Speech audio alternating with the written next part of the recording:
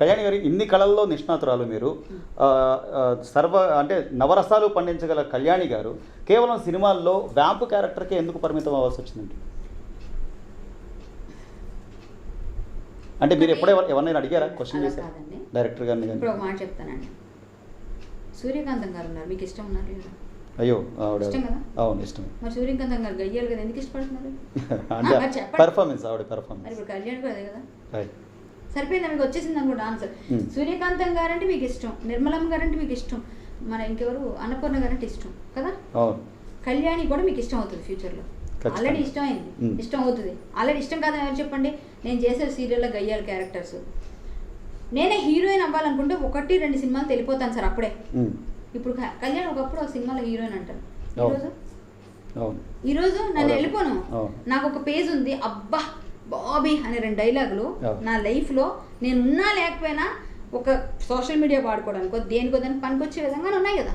అవన్నీ గుర్తు చేసుకుంటూ చిన్న చిన్న పిల్లలు ఈవిడ ఎందుకండి, నాకు పేజ్ ఉంది 75 ఇండస్ట్రీస్లో. ఇప్పుడు 100 ఇయర్స్ దగ్గర అయిపోతున్నాం మా ఇండస్ట్రీ. ఈ 75 సంవత్సరాల పేజీలో నాదొక పేజ్ ఉంది, ఇది సాధించాను నేను. వ్యాంప ఇంకొకట హీరోయిన్ క్యారెక్టర్ ఏదైనా అవసరం, వ్యాంప్ క్యారెక్టర్స్ ఆ టైంలో నేను చేయలేదండి. బాబీ మీకు ఎవరో ఇంకొకరు వస్తారు, ఈరోజు బాబీ అని మీరు నన్ను పిల్లరు, ఎందుకు చేయకూడదు నేను? సరిపోయిందిగా. క్యారెక్టర్ ఈజ్ క్యారెక్టర్, క్యారెక్టర్ మన క్యారెక్టర్కి సంబంధం ఉండదు.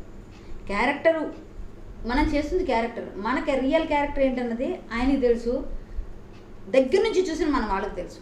అది చూసిన తర్వాత ఇంకో మాట మాట్లాడు. సినిమా ఇండస్ట్రీకి మిమ్మల్ని ఎవరండి ప్రోత్సహించిందని? మీ నాన్నగారు ప్రోత్సహించారా? లేదండి, అమ్మా నాన్న వాళ్ళని అడిగాను. అమ్మో ఒక్కదాన్ని వెళ్తాను, నాకు డైరీ ఎక్కువ కాబట్టి కరెక్ట్ వచ్చేది కూడా అసలు నా కూతురు నాన్నగారు అయితే ధైర్యంగా ఉన్నారు, మా అమ్మ ఇంకా ధైర్యం ఇస్తారు. వాళ్ళిద్దరూ వెళ్ళమన్నారు, మా మామయ్య వెళ్ళమన్నారు. అప్పుడు అనుకోకుండా వేరే వాళ్ళు విజయనగరంలో నేను పాడుతున్నప్పుడు చూశారు స్టేజ్ మీద, అమ్మాయి బాగా పాడుతుంది, బాగా యాంకరింగ్ చేస్తుంది, స్పాంటేనియస్గా మాట్లాడుతుందని. అమ్మాయి ఇక్కడ కాదు హైదరాబాద్లో ఉండాలని వెళ్ళిపోయారు వాళ్ళు అమ్మవారి పండుగలో. ఇప్పుడు నా కాలు కొంచెం యాక్సిడెంట్ అయ్యి చిన్న ప్రాబ్లంలో ఉన్నాను. ఆ సమయంలో నేను బెడ్ రెడ్నే ఉన్నాను, యాక్చువల్లీ ఆ టైంలో కొంచెం కష్టాల్లో ఉన్నాను. ఆ టైంలో నేను ఉంటే వాళ్ళు వచ్చి అడిగారు, మీరు వస్తారు హైదరాబాద్? నాకు తెలియదండి, నేను రానన్నా.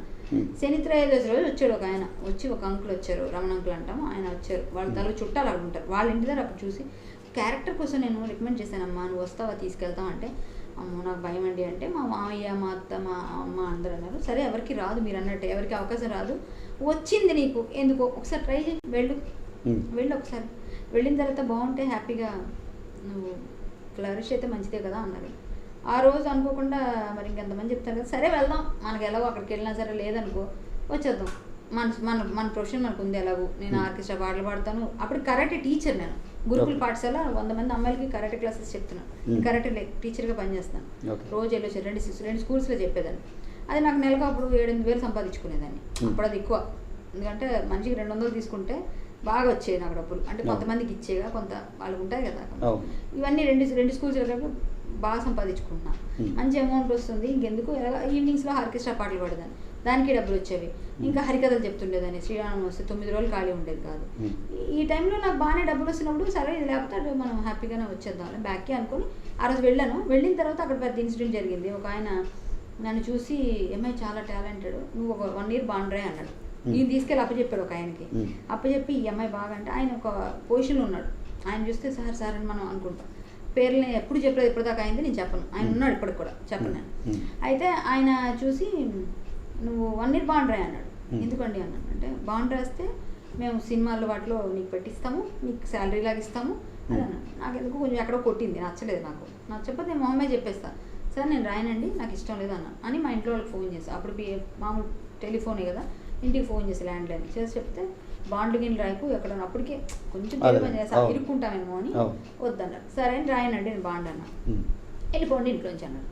వాళ్ళ ఇంట్లో పైన పెంటోస్ ఇచ్చారు, వీళ్ళ ఇంట్లో పెడితే వీళ్ళ ఇంట్లో మా ఇంట్లో ఆడపిల్లని తెచ్చి పెడతామని ఆవిడ తిట్టింది ఒక అతను. ఆయన పెంటోస్ దగ్గర వాళ్ళ దగ్గర వెళ్ళి కూర్చోబెట్టమంటే ఆయన ఉంచుతానని మనిషి బాండ్ రాస్తే ఇక్కడ ఉంచుతామని, లేదని చెప్పి పంపించేస్తాను. సరే నేను నో ప్రాబ్లం వెళ్ళిపోతాను అని చెప్పేసి వరదలు అప్పుడు వరదలు వెళ్ళాను, 2000లో వెళ్ళాను.